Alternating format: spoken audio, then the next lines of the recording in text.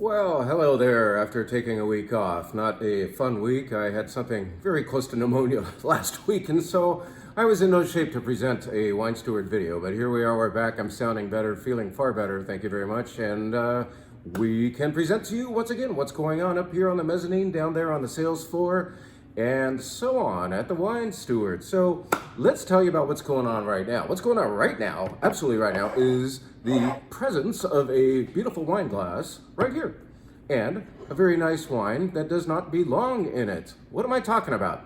I truly believe you should have at least 3 different glass shapes, wine glass shapes that is, at home in your cupboard. If you are a diverse lover of wine, and what I really mean is, if you are a fan of wine diversity, and many wine lovers are, I think most wine lovers are, that's part of the definition of wine lover, don't you think, is that you are open-mindedly seeking out the next delicious thing, and you don't worry about how dark or light a wine might be. You just love diversity. Certainly you have preferences, but you admire difference. So this trio of glasses that I'd like to talk about for the first time in quite a while is your toolkit at home.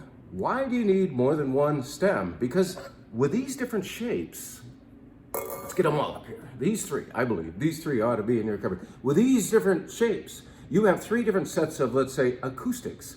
And certain wines, just like certain good music, sounds better in different venues. These could be thought of as acoustical venues. That's always the comparison I try to make. I think it makes sense to me, but maybe not to you, whatever.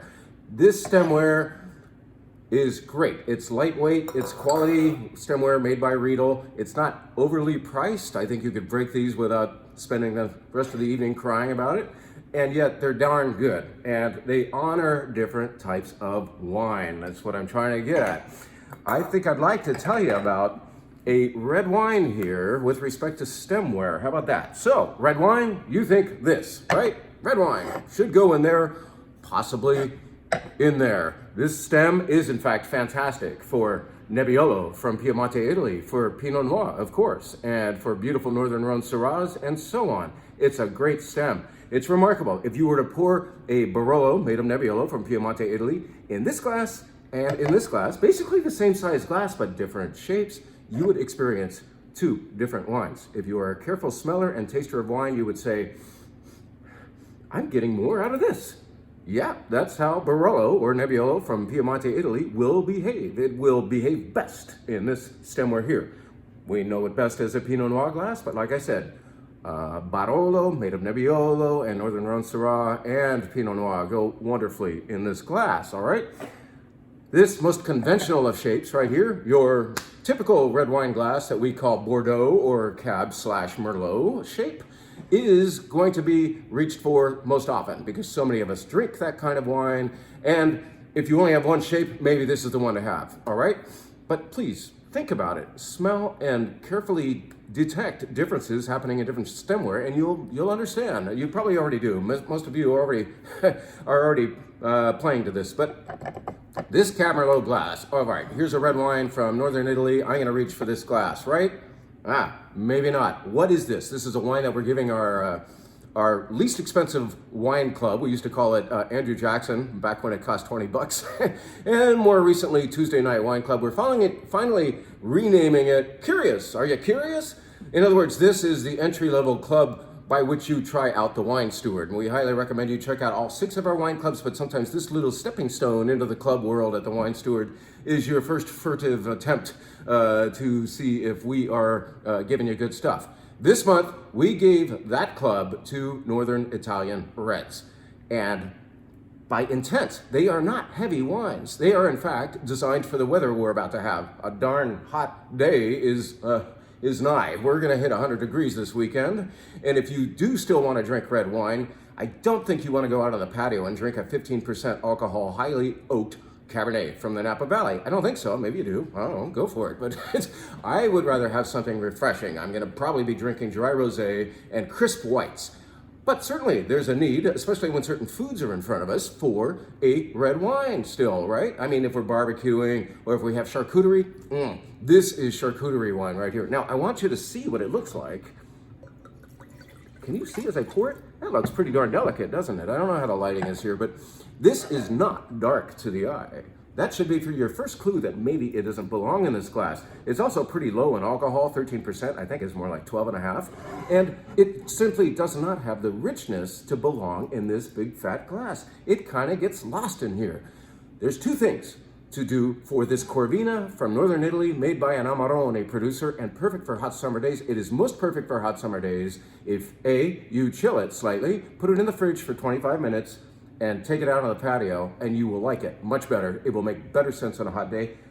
Step B, the other imperative is to use this glass. Yes, you're thinking of this as a white wine glass, but I promise you, I just did it off stage, and I proved to myself once again that this little Corvina, which ain't, it's not inferior wine just because it's little, it's by design a great wine for hot days, and it belongs in this. I smelled it in this. There it is. It's kind of like, it's kind of there. But when I put it in here, I'm giving focus to this like middleweight, light to middleweight red wine. And all of a sudden it is much brighter and it's more intense in smell here. I'm getting all the cherries and berries and black pepper that this wine is supposed to be giving you. And again, chill, put it in a little glass, and have charcuterie with this on a hot summer afternoon that's coming up, all right? And if you're not a wine club member and you're not receiving this wine in your club, I still have some I can sell to you. So check out this beautiful, inexpensive Corvina from Northern Italy, made by an Amarone producer. Did you know that Corvina is the main grape in Amarone? Well, it's rarely isolated as a varietal, but these guys at Montetondo, who make that frizzante that you guys like, made a cute, charming, pretty, crisp, not meant to go in a big glass Corvina. Very good stuff. Now, I have no prop by which to describe what I would like to describe. I would like to describe our next sit-down event. It's coming up. It's after the 4th of July. We wouldn't dare do anything next week, but on July 12th, a Wednesday evening, we are so lucky to have a special guest up here from Argentina. He is Sebastian Zuccardi, and Sebastian himself will be presenting the beautiful wines of Zuccardi, a brand that I have admired for so long. I've never gotten to meet Sebastian. I hope to go down there to visit the marvelous winery at Zuccardi. Take a look at their website and you'll be impressed by what they do there.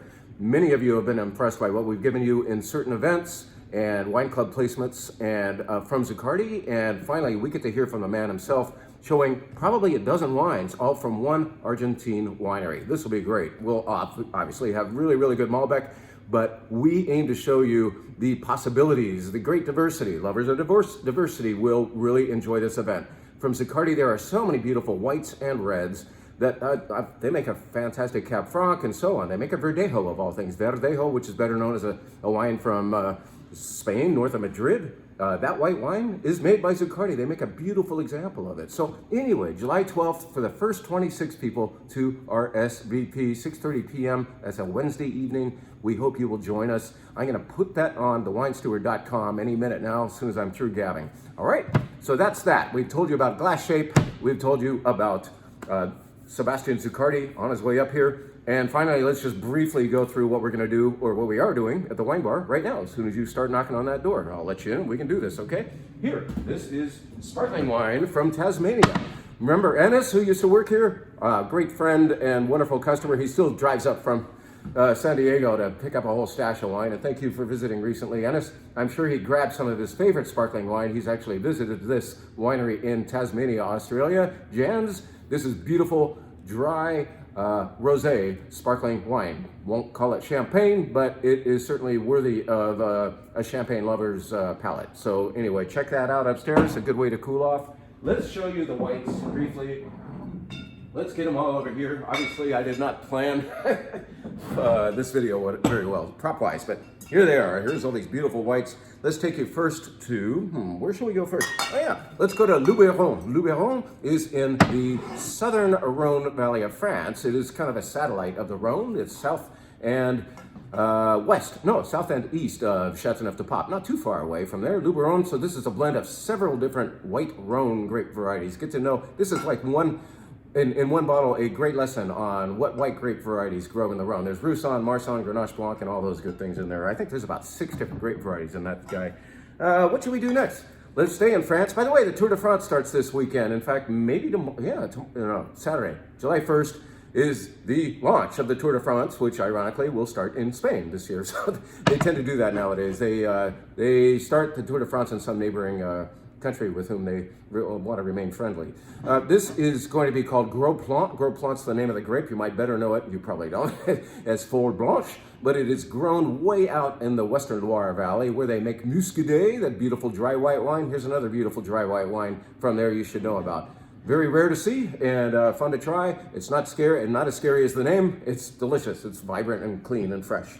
The next white wine that we're going to show you takes us to the Northern Rhone wine region of Côte-Rôtie, but because it's a white wine using non-Côte-Rôtie approved varieties, it cannot be called Côte-Rôtie, so it's simply called Vin de France, but it's damn good. Made by Cluzel-Roch, a fantastic producer of Syrah.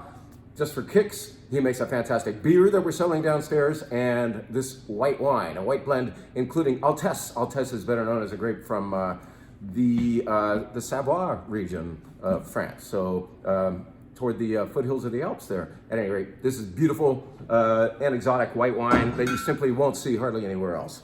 Next white wine, Altos Las Hormigas. Speaking of Argentina, this is from Argentina, and it's going to be a blend of Pedro Ximénez with a G, not an X. So that's a very rare grape that is grown mainly or maybe entirely in Argentina, and it's got Chenin Blanc and I think some Semillon is in there as well. It's inexpensive, it's refreshing, it's got a little more body because that's Semillon, but it's not oak body. It's beautiful food wine. You've got to check this out. Fun blend from Argentina. I'm going to cough. I'll try not to. Final wine in the white flight. This is Chateau Guiraud G. It's Cuvée G for Guiraud, I guess. These guys make Sauterne, that beautiful dessert wine in Grave, Bordeaux, and they also make this. When they're through, when they have bottled their Sauterne, they spin those barrels, those used barrels, to the making of this wine. It's a dry wine, half Semillon, half Sauvignon Blanc. I would love the world to better know Bordeaux Blanc.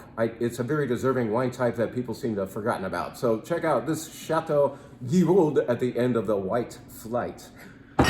We have a couple of wines by the glass. We are not tasting them. We are pouring whole glasses so that you can better know them. Here's a wine that people have really embraced lately. It's from Alpha Omega. It's called 2 Squared. It's kind of their secret second label. It's delicious and affordable by Alpha Omega Chardonnay from the Napa Valley. How about that? A wine that you can also enjoy by the glass is our very own Domaine des Plus de Vie. And this is going to be 60% Carignan, 40% Mourvedre. It's going strong. We made 107 cases for the store, and we are down to about 20, I believe. It is flying out of here, one bottle at a time. It is really it's in range right now. I mean, it has settled down. It's become more smooth and soft. And where else do you taste a combination of Mourvedre and Carignan? Virtually nowhere else in the world. Those two Rhone grapes are really done as a duet, let's say. From very, very old vines over in Oakley, about 40 miles that away. Ancient, ungrafted, dry farmed, old soldier vines. It's an ugly and beautiful place at the same time. Sometimes people dump their washing machines out there in the vineyard. Anyway, it's kind of cool that those vines are still on the ground making beautiful wines such as that. Another wine that you can enjoy by the glass is called Method Cabernet. This is not my cup of tea, I will say. It's not the kind of thing I go home and drink, but it's what a lot of you want. It's a big, dark, fruit-forward Napa Valley Cabernet. Ain't nothing wrong with that, right? Go ahead, have a glass. We'll even chill these reds down a little bit this weekend because of how warm it's going to be. Not cold, but everything will be served cool, okay? Let's do that with the red wines. Red wines, where shall we go? Well, because of the launch of the Tour de France, we decided to do a bunch of wines from the south of France. Not the Rhone this time. I mean, we do a lot with the Rhone, right? But this time we're going to go everywhere but. How about these? Let's get them closer to me. And present to you a wine from Quercy. Quercy is a tiny appellation, probably 800 acres of vines there. This is south of Bordeaux somewhere, and it is going to be made of Cab Franc and Tannat and I believe Merlot.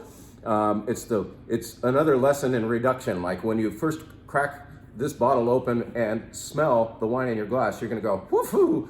It's got going to take some waving out to remove what's called the reductive effect of this wine. But it will wave out, and then you'll get this very interesting, I think, Cabernet Franc-oriented smell next. So, cool wine from Quercy. Try it, and then try this. This is called Les Essais by Chateau Michel de Montaigne. He was a very famous, at least within France, he's famous, essayist, philosopher, and he holed himself up in a tower on his property for 10 years just to write and write and write, think and write, think and write. Anyway, this is, you can visit his castle, and this winery is there on his estate in the area of Bergerac, which is adjacent to Bordeaux. Kind of, you could call it a satellite, but it's not. Bergerac is considered its own thing, but to me, this behaves like a good, inexpensive Bordeaux from Bergerac. The guy with the long nose came from there, right? Right, next wine takes us to Provence. So we're getting near the Rhone, but we're still not there. We're not going to the Rhone this time. This is a blend of Rhone varieties and Cabernet from Provence. You know Provence most by their beautiful dry rosés. Well, get to know a spicy red, nice middleweight red. A lot of attitude in a, I would call this another summer red because it's not over the top in size, but it has a lot of character. It would be beautiful with barbecue this weekend, okay? This is, what the hell's it called? Brienne, Domaine de la Brienne, something like that. The next wine, this one's the grumpiest. Why? Because it's Cahors. Cahors is the name of the region. It is the most famous place in France for the grape Malbec, whereas we consider Malbec to be one of the 5 main Bordeaux grapes. It is actually more proliferated and more honored and respected here. Near all Cahors is going to be, I think, maybe even by local wine law, 90%, at least Malbec. And this has, in fact, 5% Tannat and 5% Merlot, just making it a little more interesting. It's dark and grumpy. This is the kind of thing you may actually want to save until this winter when you're braising something on a cold winter night. That's what this wine really wants to, where that wants to be shown. So grumpy Cahors, but we will not end with grumpiness. We will end with a joyous wine, at least by my definition. And even the label looks joyful. Look at that.